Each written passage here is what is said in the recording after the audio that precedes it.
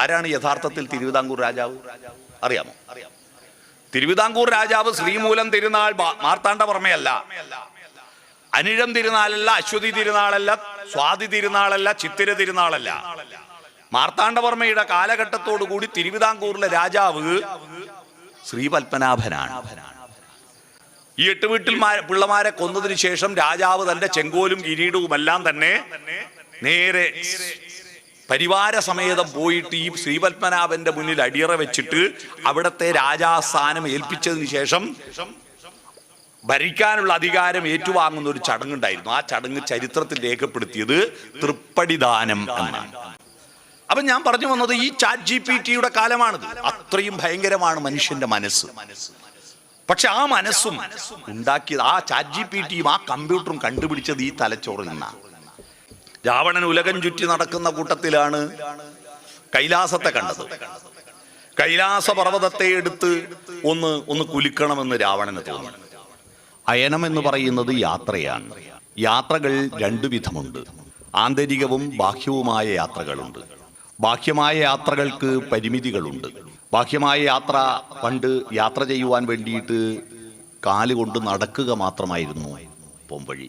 ആ നടത്തത്തിന് പകരം മൃഗങ്ങളെ ഉപയോഗിച്ച് യാത്ര ചെയ്യാൻ ആരംഭിച്ചപ്പോഴാണ് കുതിരയും കാളയും പോത്തും വാഹനങ്ങളാക്കി യാത്ര ചെയ്യാൻ ആരംഭിച്ച കാലം.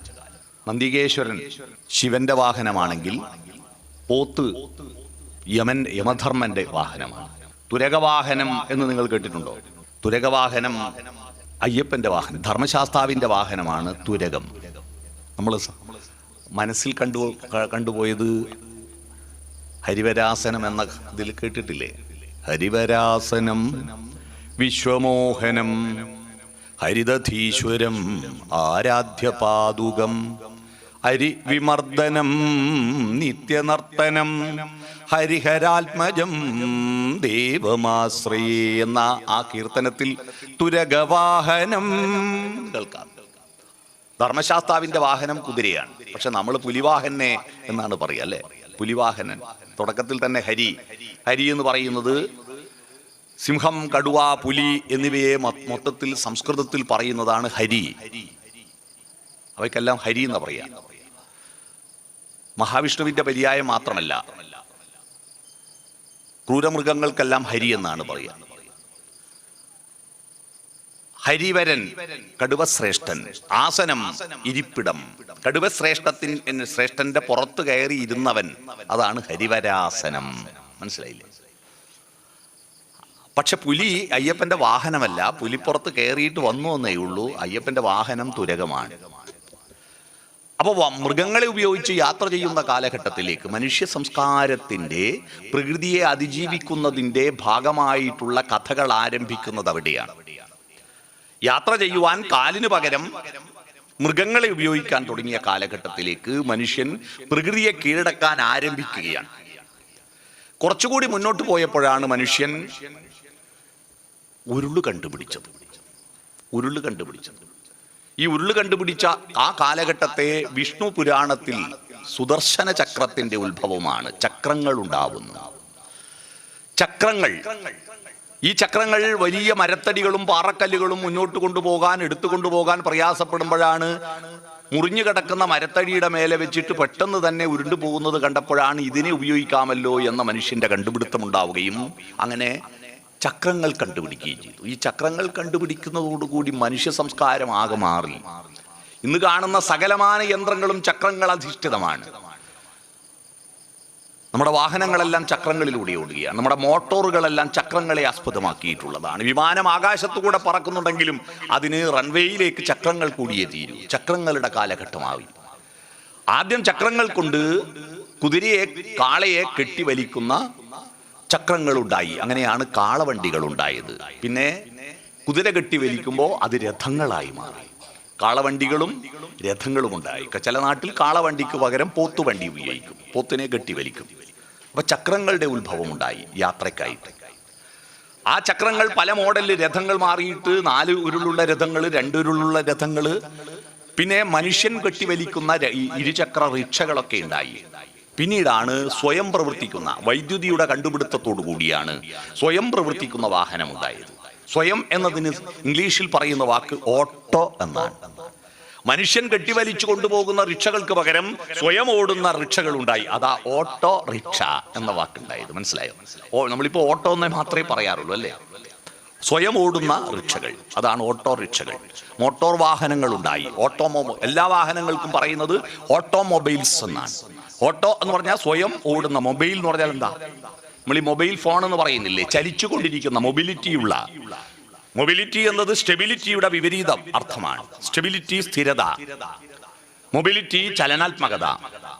അപ്പോൾ മൊബൈൽ എന്ന് പറയുന്നത് ചലിച്ചുകൊണ്ടിരിക്കുന്ന ഫോൺ. നമ്മുടെ വീട്ടിൽ ഉപയോഗിച്ച പണ്ടത്തെ ലാൻഡ് ഫോൺ സ്റ്റെബിലിറ്റി ഫോണാണ്, സ്റ്റേബിൾ ഫോണാണ്.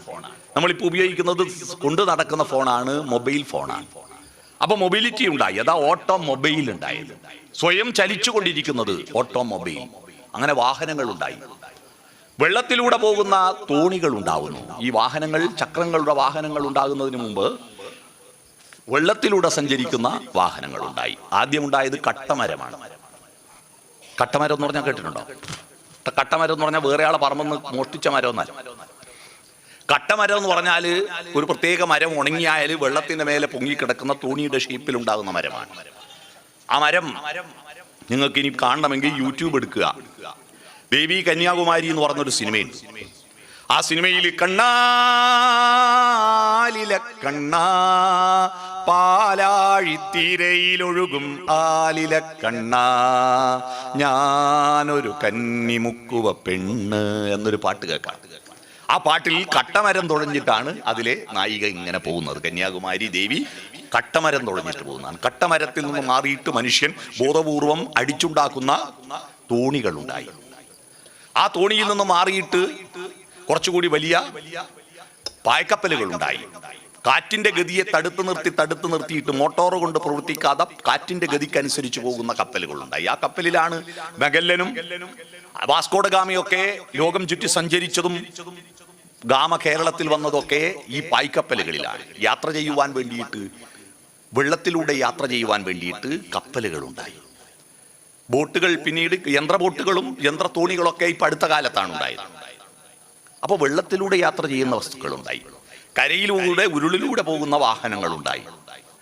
ഈ വാഹനങ്ങളിലൂടെയെല്ലാം പോകുന്ന കൂട്ടത്തിൽ നമ്മുടെ മനസ്സിന്റെ യാത്ര ഭൂമിയുടെ പരിധിയും കടന്നിട്ട് ചന്ദ്രനിലേക്ക് പോയി, ചൊവ്വയിലേക്ക് പോയി. അപ്പോൾ നമ്മുടെ മനസ്സിൽ യാത്രയ്ക്ക് വിശാലത കൂടി. അപ്പൊ അതിന്റെ അടിസ്ഥാനത്തിൽ ആണ് റോക്കറ്റുകൾ ഉണ്ടായി, വിമാനങ്ങളുണ്ടായി, റോക്കറ്റുകളുണ്ടായി. ഈ വിമാനങ്ങളെന്ന ആശയം പുരാണങ്ങളിലുണ്ട് അല്ലേ? ശിവന്റെ ഏറ്റവും നല്ല ഭക്തൻ ആരാണ്? നിങ്ങളുടെ അഭിപ്രായത്തിൽ, നിങ്ങളുടെ അറിവിൽ ശിവഭക്തൻ രാവണനാണ്. രാവണൻ ശിവഭക്തനാണ്. നിങ്ങൾ രാമായണം വായിക്കുന്നവർക്കറിയാം, രാവണൻ വില്ലനാണ് അല്ലേ? പക്ഷെ രാവണൻ നല്ല ശിവഭക്തനാണ്. ശിവസ്തോത്രം കേട്ടിട്ടുണ്ടോ? ആദ്യത്തെ ശിവസ്തോത്രം നിങ്ങൾ കേൾക്കാത്തവരാരും ഉണ്ടാവില്ല. ആദ്യത്തെ ശിവസ്തോത്രം ബാഹുബലി സിനിമ കണ്ടിട്ടുണ്ടോ? ബാഹുബലി സിനിമയിൽ ബാഹുബലിയുടെ അമ്മ മകന് നല്ല ബുദ്ധി തോന്നാൻ വേണ്ടിയിട്ട് ശിവലിംഗത്തിന്റെ മേലെ 1000 പാത്രം വെള്ളം കൊണ്ട് അഭിഷേകം നടത്താൻ വേണ്ടിയിട്ട് കഷ്ടപ്പെട്ടിങ്ങനെ നടന്നു പോകുമ്പോ ബാഹുബലി ചെയ്യുന്നത് ശിവലിംഗം അപ്പാട് തന്നെ പൊരിച്ചു കൊണ്ടുപോയിട്ട് വെള്ളച്ചാട്ടത്തിന്റെ അടിയിൽ കൊണ്ടുപോയി വെക്കുന്ന ഒരു ഗംഭീര രംഗമുണ്ട്, കണ്ടിട്ടില്ലേ? ആ ശിവലിംഗം എടുത്തിട്ട് ബാഹുബലി വെള്ളച്ചാട്ടത്തിന്റെ അടുത്തേക്ക് നടന്നു പോകുന്ന സമയത്ത് ഒരു പാട്ട്, ഒരു കീർത്തനമുണ്ട്.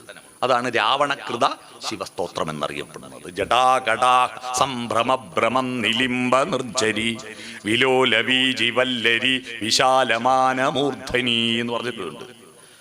ആ ശ്ലോകം രാവണകൃത ശിവസ്തോത്രമാണ്. എപ്പോഴാണ് രാവണൻ ഇത് എഴുതിയത് അറിയുമോ? പാടിയത് എപ്പോഴാന്ന് അറിയുമോ? രാവണൻ ഉലകം ചുറ്റി നടക്കുന്ന കൂട്ടത്തിലാണ് കൈലാസത്തെ കണ്ടത്. കൈലാസ പർവ്വതത്തെ എടുത്ത് ഒന്ന് കുലുക്കണമെന്ന് രാവണന് തോന്നി. അങ്ങനെ രാവണൻ കൈലാസ പർവ്വതത്തെ എടുത്ത് കുലുക്കുമ്പോ ശിവപാർവതിമാര് ഷണ്ഠയിലായിരുന്നു. നമ്മൾ രണ്ടാളും മിണ്ടാണ്ടിരിക്കുകയായിരുന്നു. ദേഷ്യം വന്നിട്ട് രണ്ടാളും അപ്പുറം ഇപ്പുറം നിൽക്കുകയാണ്.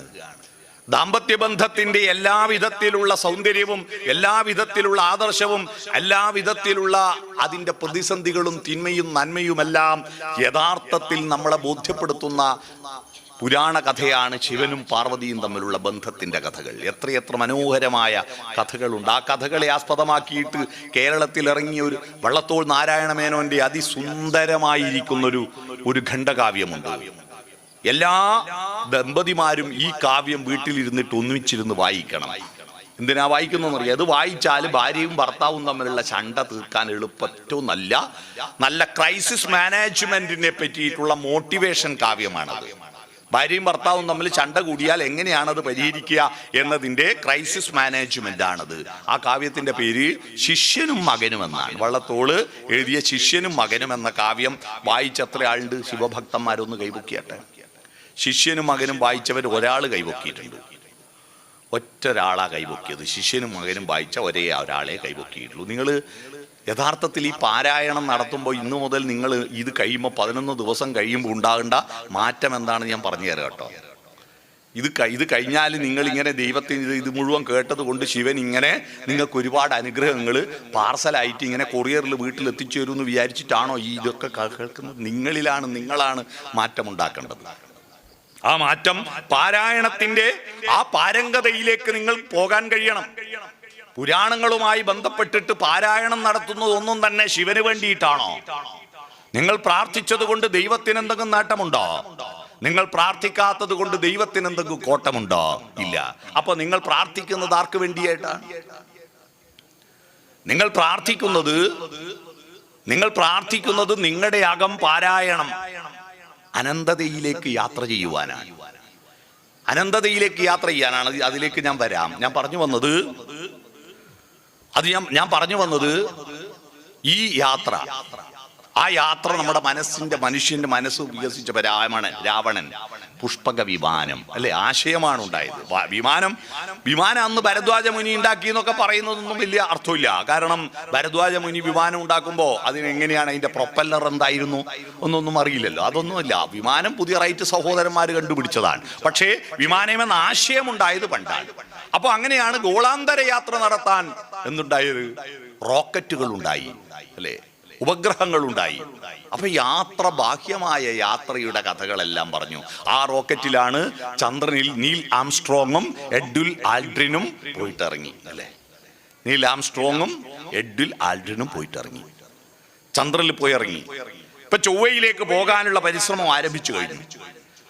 അങ്ങനെ ഗോളാന്തര യാത്രകൾ ആരംഭിച്ചു.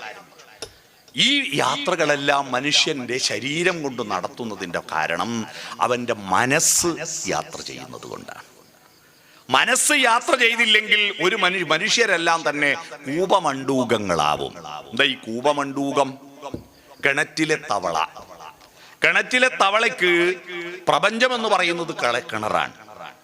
ആ കിണറിന് പുറത്ത് ഒരു വലിയ ഭൂമിയുണ്ടെന്നും ആ ഭൂമിക്ക് മേലെ ഒരു വലിയ ആകാശമുണ്ടെന്നും ആകാശത്തിനപ്പുറത്ത് ഗ്രഹങ്ങളും ഉപഗ്രഹങ്ങളും നക്ഷത്രങ്ങളും ഉണ്ടെന്നും ഒന്നും കിണറ്റിലെ തവളക്കറിയില്ല. കിണറ്റിലെ തവള ആ കിണറാകുന്ന പ്രപഞ്ചത്തിൽ ജീവിക്കുന്നതാണ്. എന്ന് പറഞ്ഞാൽ വിശാല മനസ്കരല്ലാതെ സങ്കുചിതമായി ചിന്തിക്കുന്നവരെ പറയുന്നതാണ് കൂപമണ്ഡൂകങ്ങൾ. നമ്മുടെ ഈ കൊളക്കടയാണ് നമ്മുടെ കുളം, അതിൻ്റെ അപ്പുറത്ത് ലോകം ഇല്ല എന്ന് വിചാരിച്ചിട്ട് കൊളക്കടക്കാര് കുളത്തിലെ തവളയാകരുത്. വിശാലമായി ചിന്തിക്കണം. അതിനെന്ത് വേണം? വിശാലമായി ചിന്തിക്കുവണമെങ്കിൽ നമ്മുടെ മനസ്സ് പ്രപഞ്ചത്തിന്റെ അറ്റത്തോളം വളരണമെങ്കിൽ അയനം നടത്തണം. മനസ്സുകൊണ്ട് അയനം നടത്തണം. എവിടെയാണ് നമ്മുടെ അയനത്തിന്റെ ഫോക്കസ്? നമ്മുടെ ലക്ഷ്യം എവിടെയാണ്? അനന്തതയാണ്. ഏതെങ്കിലും ഒരു നിശ്ചിത പോയിന്റിലേക്ക് ഓടുന്നവരാണ് PT ഉഷ അല്ലെ. അതിന്റെ അപ്പുറം പിന്നെ ഓടൂല. പക്ഷെ നമ്മുടെ യാത്രകൾ ഒരു നിശ്ചിത പോയിന്റിൽ അവസാനിപ്പിക്കുന്നതല്ല. അനന്തമായി ചിന്തകളുടെ ഫോക്കസ് അനന്തമായി നീട്ടി സത്യത്തെ അന്വേഷിച്ചുകൊണ്ടുള്ള യാത്രയാണ്.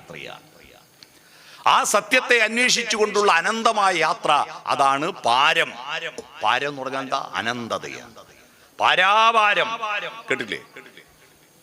പാരാവാരം, സമുദ്രം പാരാവാരമാണ്. അറ്റമേതെന്നറിയാത്ത, ക്ഷേത്രമേതെന്നറിയാത്ത തീർത്ഥയാത്ര, മൂർത്തിയേതെന്നറിയാത്ത കൊടും തപസ്യ എന്ന് പറഞ്ഞൊരു പാട്ട് കേട്ടിട്ടില്ലേ? ആ അറ്റമില്ലാത്ത യാത്ര മനസ്സിന്റെ ചിന്തയുടെ ഭാവനകളുടെ സ്വപ്നങ്ങളുടെ സൗന്ദര്യബോധത്തിന്റെ അറ്റമില്ലാത്ത യാത്ര. ആ യാത്രയാണ് പാരായനം. പിടികിട്ടിയോ? അതാണ് പാരായണം. മനസ്സിലാക്കണം. അനന്തതയിലേക്ക് യാത്ര ചെയ്യാൻ, നമ്മുടെ ബുദ്ധിയെ വളർത്താൻ, ആ മനുഷ്യന്റെ മനസ്സിലെ ഈ തലച്ചോറ് എന്ന് പറയുന്ന ഈ ഇതില്ലേ, ഇത്രയും ചെറുതായിരിക്കുന്ന ഒരു വസ്തുവിന്റെ അകത്താണ് വലുതായ ലോകം. വലുതായ ലോകം. നിങ്ങൾ തിരുവനന്തപുരത്ത് പോകാത്തവരാരും ഉണ്ടാവില്ലല്ലോ. നിങ്ങൾ തിരുവനന്തപുരത്ത് പോകാനായിട്ട് ഇവിടെ നിന്ന് നിങ്ങൾ നേരെ ബസ്സിൽ, KSRTC ബസ്സിൽ കയറിയിട്ട് നേരെ കൊട്ടാരക്കരക്ക് വഴി തിരുവനന്തപുരത്തേക്ക് പോകുന്നതിന് പകരം ട്രെയിനിൽ പോകുന്നതാണെങ്കിൽ നിങ്ങൾ അടുത്ത റെയിൽവേ സ്റ്റേഷൻ ഏതാ? കൊട്ടാരക്കരയാണോ, കൊല്ലമാണോ? അല്ല, കൊട്ടാരക്കര റെയിൽവേ സ്റ്റേഷൻ ഇല്ല. കൊല്ലമാണോ, കായംകുളമാണോ, ചെങ്ങന്നൂരാണോ? കൊട്ടാരക്കര റെയിൽവേ സ്റ്റേഷൻ ഉണ്ടോ? കൊല്ലം. കൊല്ലം പുനലൂർ ട്രെയിൻ അല്ലേ? അപ്പോൾ നിങ്ങൾ കൊട്ടാരക്കര പോയിട്ട് ട്രെയിനിൽ കയറിയിട്ട് അടുത്ത സ്റ്റേഷൻ ഏതാണ്? അടുത്ത സ്റ്റേഷൻ കൊല്ലമാണോ? കൊട്ടാരക്കര കഴിഞ്ഞാൽ കൊല്ലമാണ്. കൊല്ലം കഴിഞ്ഞാൽ പിന്നെ തിരുവനന്തപുരത്തേക്ക് പോകുമ്പോൾ അടുത്ത സ്റ്റേഷൻ വർക്കലയാണോ? വർക്കല. വർക്കല കഴിഞ്ഞാലോ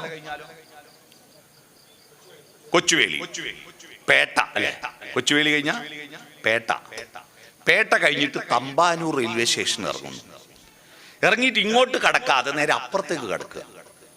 അപ്പുറത്തേക്ക് കടന്നിട്ട് അവിടെ റോഡിലൂടെ കുറച്ചങ്ങോട്ട് തെക്കോട്ട് നടന്നാൽ അവിടെ ഒരു വലിയ ഗോപുരം കാണാം.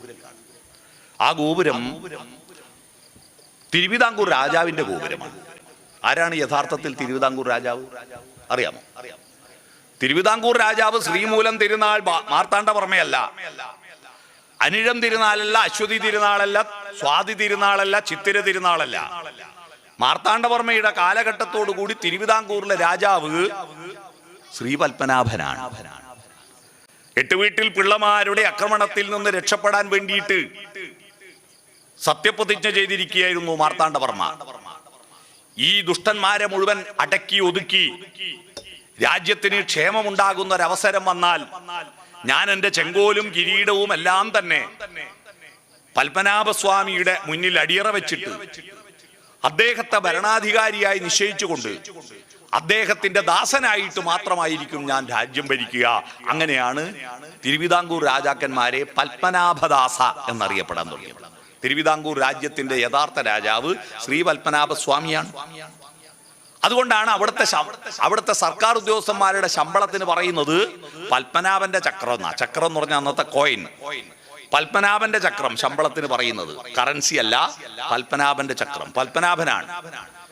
ഈ എട്ടുവീട്ടിൽ പിള്ളമാരെ കൊന്നതിന് ശേഷം രാജാവ് തന്റെ ചെങ്കോലും കിരീടവും എല്ലാം തന്നെ നേരെ പരിവാര സമേതം പോയിട്ട് ഈ ശ്രീപത്മനാഭന്റെ മുന്നിൽ അടിയറ വെച്ചിട്ട് അവിടത്തെ രാജാസ്ഥാനം ഏൽപ്പിച്ചതിന് ശേഷം ഭരിക്കാനുള്ള അധികാരം ഏറ്റുവാങ്ങുന്ന ഒരു ചടങ്ങുണ്ടായിരുന്നു. ആ ചടങ്ങ് ചരിത്രത്തിൽ രേഖപ്പെടുത്തിയത് തൃപ്പടിദാനം എന്നാണ്. തൃപ്പടിദാനം. നമ്മുടെ കുട്ടികളോട് ഈ ചരിത്രമൊക്കെ പറഞ്ഞു കൊടുക്കണം. താൻ നിൽക്കുന്ന ഭൂമി എവിടെ നിന്നോ വന്നു ഞാൻ എന്ന് കുട്ടികളെ പറഞ്ഞു കൊടുത്താലേ എവിടേക്കോ പോണു ഞാൻ എന്ന തിരിച്ചറിവുണ്ടാവും കേട്ടോ. ഇവിടത്തേക്കാ പോകുന്നതെന്ന് തിരിച്ചറിവുണ്ടാവണമെങ്കിൽ നമ്മുടെ പൂർവ്വകാല ചരിത്രം അറിയണം. അപ്പോ പത്മനാഭസ്വാമി ക്ഷേത്രത്തിലെത്തും. ആ ക്ഷേത്രത്തിൽ മനോഹരമായ പത്മതീർത്ഥ കുളമുണ്ട്. പത്മതീർത്ഥമേ ഉണരു മാനസ പത്മതീർത്ഥമേ ഉണരു എന്ന പാട്ട് കേട്ടില്ലേ? ആ പത്മതീർത്ഥവും പത്മനാഭസ്വാമി ക്ഷേത്രവും ഉണ്ട്. അവിടുന്ന് കുറച്ച് ഉയരത്തിൽ നിന്ന് നോക്കിയാൽ അങ്ങ് ശംഖുമുഖം കടപ്പുറം കാണാം. ശംഖുമുഖം കടൽക്കര കാണാം. അതിന്റെ മേലെ, ഗോപുരത്തിന്റെ മേലെ കയറി നിന്ന് നോക്കിയാൽ, പ്രിയപ്പെട്ട സഹോദരി സഹോദരന്മാരെ, നിങ്ങളുടെ മനസ്സുകൊണ്ട് ഈ കുഞ്ഞു തലേൻ്റെ ഉള്ളിൽ ഇപ്പോ തിരുവനന്തപുരം പത്മനാഭസ്വാമി ക്ഷേത്രവും അവിടുത്തെ ശംഖുമുഖം കടപ്പുറം എത്തിയോ? ഈ തലേൻ്റെ ഉള്ളിൽ വലുതായില്ലേ? തിരുവനന്തപുരം വരെ ഈ ഉള്ളിൽ സ്പേസ് ഉണ്ടായില്ലേ? ഇതിനാണ് ആന്തരികമായ അയനം എന്ന് പറയുക. മനസ്സുകൊണ്ട് യാത്ര ചെയ്യുന്നു. ഈ തലച്ചോറാണ് ലോകത്തെ ഏറ്റവും വലുത്. ആർട്ടിഫിഷ്യൽ ഇന്റലിജൻസിന്റെ കാലമാണിത്. ചാറ്റ് GPT കാലമാണിത്. എന്നാൽ ഈ ആർട്ടിഫിഷ്യൽ ഇന്റലിജൻസ് AI, നിങ്ങൾക്കൊരു കഥ വേണോ? നിങ്ങൾ അതിലടിച്ചിട്ടാ മതി. അതിൽ ഇന്ന കഥാപാത്രങ്ങൾ വേണം, ഒരു കഥ വേണമെന്ന് പറഞ്ഞു, ഒരു പ്രസംഗം വേണോ, ഒരു ചിത്രം വേണോ? ഇപ്പൊ നിങ്ങൾ നോക്കൂ, നമ്മുടെ വയനാട്ടിലെ ചൂരൽമലയിലും മുണ്ടക്കയിലും ഉണ്ടായ ഉരുൾപൊട്ടലിൽ ഈ കൊല്ലം കേട്ട ഏറ്റവും മനോഹരമായിരിക്കുന്ന കഥ ഏതാണ്? മനോഹരമായ ജീവസുറ്റ വികാരം കൊള്ളുന്ന കഥ രാത്രിയിൽ ഓടി രക്ഷപ്പെട്ട ഒരു സ്ത്രീ പറഞ്ഞ ഒരു സംഭാഷണം അല്ലേ? കുഞ്ഞിനെയും വലിച്ചിട്ട് എൻ്റെ മക്കളെ ഞാൻ ഓടി കാട്ടിലൂടെ ഓടിയപ്പോഴതാണ് ഒരു കൊമ്പന്റെ മുമ്പ് പെട്ടുപോയി. കൊമ്പന്റെ മുമ്പ് പെട്ടുപോയപ്പോൾ ഞങ്ങൾ കരഞ്ഞുകൊണ്ട് പറഞ്ഞു, ഞങ്ങൾ ഇങ്ങനെ ഒരു വല്ലാത്ത ഗതികേടിലാണ്, ഞങ്ങൾ ഓടി വരുന്നത്, ഒന്നും ചെയ്യല്ലേ എന്ന് പറഞ്ഞ് ഞങ്ങൾ കരഞ്ഞ് പറഞ്ഞപ്പോ ആ കൊമ്പന്റെ കണ്ണിൽ നിന്ന് കണ്ണുനീര് ധാരധാരയായി ഒഴുകുന്നത് കണ്ടു. ഞങ്ങൾ പുലരുന്നവരെ ആ കൊമ്പന്റെ കാൽച്ചുവട്ടിൽ കിടന്നുറങ്ങി എന്ന കഥ അല്ലേ? ആ സ്ത്രീ പറഞ്ഞത് സത്യമോ മിഥ്യയോ അതെനിക്കറിയില്ല. പക്ഷേ അവര് പറഞ്ഞ ആ കഥയാണ് കേരളത്തിൽ ഇപ്പോ ഈ കഴിഞ്ഞ ഒരു 2 ആഴ്ചക്കുള്ളിൽ കേരളത്തിലെയും തെക്കേ ഇന്ത്യയിലെയും മുഴുവൻ മനുഷ്യരും കേട്ട അതിസുന്ദരമായ വികാരമുള്ള കഥ, നല്ല പരിണാമഗുപ്തിയുള്ള കഥ, നല്ല സൗന്ദര്യബോധമുള്ള കഥ, മനുഷ്യനും മൃഗങ്ങളും തമ്മിലുള്ള ബന്ധത്തിന്റെ ആർദ്രതയെ ബോധ്യപ്പെടുത്തുന്ന കഥ. അല്ലെങ്കിൽ തന്നെ ആന എന്ന് പറഞ്ഞാൽ മനുഷ്യന്മാരെ കുറെ കാളെ കൊന്നുകളഞ്ഞെങ്കിലും ആനയോടുള്ള ഇഷ്ടം മനുഷ്യന്മാർക്ക് ഒരിക്കലും ഒഴിവാവില്ല അല്ലേ? മനുഷ്യർക്ക് കണ്ടാൽ മതിയാത്ത 2 സാധനമേ ഉള്ളൂ, ഒന്ന് ആനയും ഒന്ന് കടലും. കടൽ കണ്ടാലും മതിയാവില്ല, ആനനെ കണ്ടാലും മതിയാവില്ല. അതിന്റെ കാരണം അതിന്റെ ചലനാത്മകതയാണ്. എപ്പോഴും അനങ്ങിക്കൊണ്ടിരിക്കും. ആന അനങ്ങാണ്ടിക്ക് കണ്ടിട്ടുണ്ടോ? എപ്പോഴും ഒന്നിക്ക് ചെവിയോ അല്ലെങ്കിൽ കാലോ എന്തെങ്കിലും തലയോ കുലുങ്ങിക്കൊണ്ടിരിക്കും. അതിന്റെ ചലനാത്മകത കൊണ്ടാണ് നമുക്ക് അതിനോടുള്ള ഇഷ്ടമുണ്ടാകുന്നത്, പിന്നെ അതിന്റെ വലിപ്പം കൊണ്ടും. ഈ കഥ ChatGPT കൊടുത്തപ്പോൾ, ആർട്ടിഫിഷ്യൽ ഇന്റലിജൻസ് കൊടുത്തപ്പോൾ നല്ല ചിത്രകഥകളാക്കിയിട്ട് എത്ര മനോഹരമായ സിനിമകൾ ഇറങ്ങിയെന്നറിയോ? എത്രയെത്ര ഒന്നും വേണ്ട. ഇപ്പൊ സിനിമയിൽ അഭിനയിക്കാൻ നടന്മാരും നടിമാരൊന്നും വേണ്ട. ഇപ്പൊ നിങ്ങൾ നോക്കൂ, ഇന്ത്യൻ 2 എന്ന് പറഞ്ഞാൽ നമ്മുടെ കമൽഹാസന്റെ ഒരു വിഖ്യാത സിനിമയായിരുന്നു ഇന്ത്യൻ. അതിന്റെ 2ാം പാർട്ട് ഇറങ്ങി. 2ാം പാർട്ടിൽ ആദ്യ പാർട്ടിൽ അഭിനയിച്ചിരുന്ന പ്രധാനപ്പെട്ട പോലീസ് ഉദ്യോഗസ്ഥനായിരുന്നു നെടുമുടി വേണു. ആ നെടുമുടി വേണു ഇപ്പോ ഇല്ല. 2ാമത്തേൽ അഭിനയിക്കാൻ അദ്ദേഹം ഇല്ല. പക്ഷേ ആർട്ടിഫിഷ്യൽ ഇന്റലിജൻസിലൂടെ നെടുമുടി വേണുവിനെ സൃഷ്ടിച്ചു. കമ്പ്യൂട്ടറാണ് അഭിനയിപ്പിച്ചത്. കമ്പ്യൂട്ടറിൽ നെടുമുടി വേണു രൂപമല്ല, അതിന്റെ ചിത്രങ്ങൾ ഉണ്ടാക്കിയിട്ട് ആ സിനിമയിൽ നെടുമുടി വേണു ഉണ്ട്. ഇനി കുറെ കാലം കഴിഞ്ഞാൽ മമ്മൂട്ടി മോഹൻലാലൊന്നും വേണ്ട, അവരുടെ പേരങ്ങ് അടിച്ചു കൊടുത്താൽ അവരെ രൂപഭാവങ്ങളിൽ സിനിമയിൽ അഭിനയിപ്പിക്കാൻ പറ്റും. അപ്പൊ ഞാൻ പറഞ്ഞു വന്നത് ഈ ChatGPTയുടെ കാലമാണിത്. അത്രയും ഭയങ്കരമാണ് മനുഷ്യന്റെ മനസ്സ്. പക്ഷെ ആ മനസ്സും ഉണ്ടാക്കിയത്, ആ ChatGPTയും ആ കമ്പ്യൂട്ടറും കണ്ടുപിടിച്ചത് ഈ തലച്ചോറിൽ നിന്നാണ്. അതുകൊണ്ടാണ് മനുഷ്യ ശരീരത്തിലെ ഏറ്റവും ഉറപ്പുള്ള എല്ലേതാ? തലയോട്ടിയാണ്. കാരണം മനുഷ്യ ശരീരത്തിൽ ഏറ്റവും പ്രധാനപ്പെട്ട ഭാഗമേതാ? തലച്ചോറാണ്. അത് പ്രകൃതി നമുക്ക് കാട്ടിത്തരുന്നതാണ്. ഈ തലച്ചോറാണ് ഏറ്റവും പ്രധാനം. ആ തലച്ചോറ് കൊണ്ട് യാത്ര ചെയ്യലാണ് പാരായണം. പിടികിട്ടിയോ?